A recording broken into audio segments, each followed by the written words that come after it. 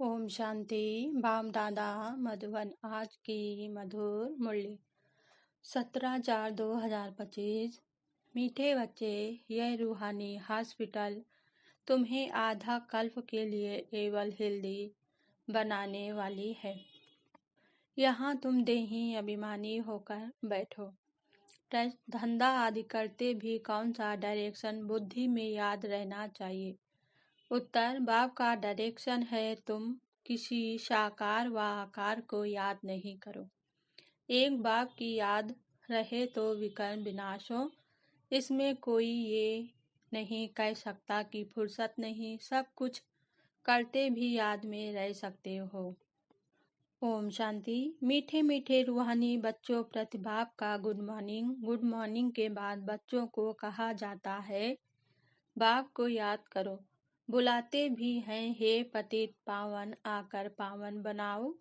तो बाप पहले पहले ही कहते हैं रूहानी बाप को याद करो। रूहानी बाप तो सबका एक ही है। आज की मुरली से मुख्य पॉइंट। बाप को याद करने से ही हमारे पाप भस्म होंगे। वह सब करते हुए सिर्फ बाप को याद करो तो विकर्म विनाश हो। हम पतित हैं, साधु संत ऋषि मुनि आदि सब साधना करते हैं। साधना की जाती है भगवान से मिलने की। सो जब तक उनका परिचय ना हो तब तक तो मिल नहीं सकते। आत्मा का परिचय तो जब बाप आए तब समझाए। आत्मा और शरीर दो चीजें हैं। आत्मा तो है अविनाशी, कभी विनाश नहीं होती। आत्मा का ही सारा पाठ है। हम आत्मा अविनाशी हैं। हम 84 जन्म लेते हैं। यह ड्रामा है। सबसे ऊंचे ते ऊंच है भगवान, वह है मूल वतन वासी। सूच वतन में हैं देवताएं, यहाँ रहते हैं मनुष्य। तो ऊंच ते ऊंच भगवान वह निराकार ठहरा।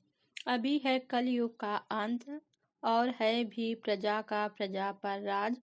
अभी रजाई तो है नहीं, कितना फर्क है। अभी बाप बच्चों को समझाते हैं, उनमें भी थोड़े हैं जो धारणा कर सकते हैं, बाकी तो कुछ नहीं समझते।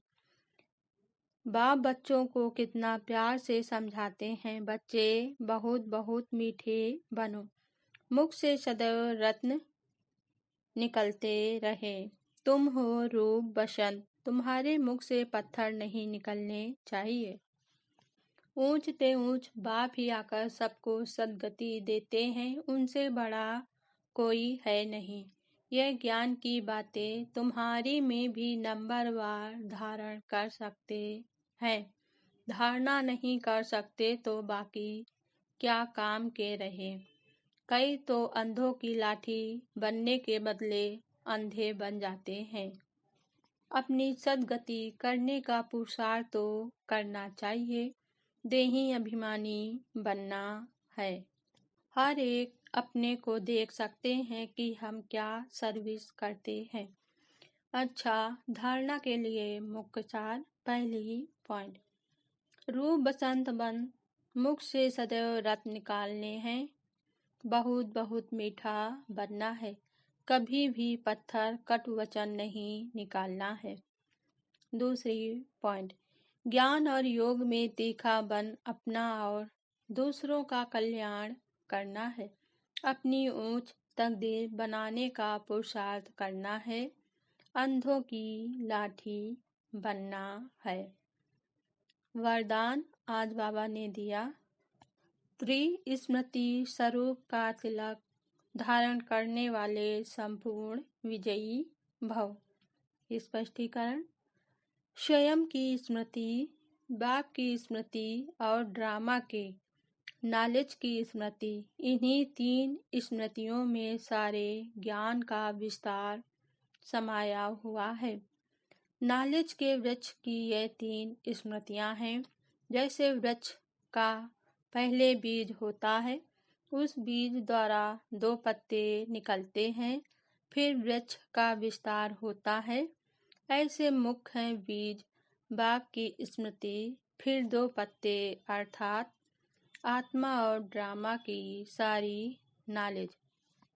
इन 3 स्मृतियों को धारण करने वाले स्मृति भव व संपूर्ण विजय भव के वरदानी बन जाते हैं।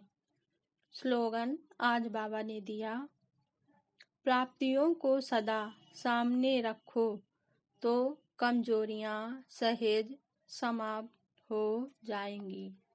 ओम शांति।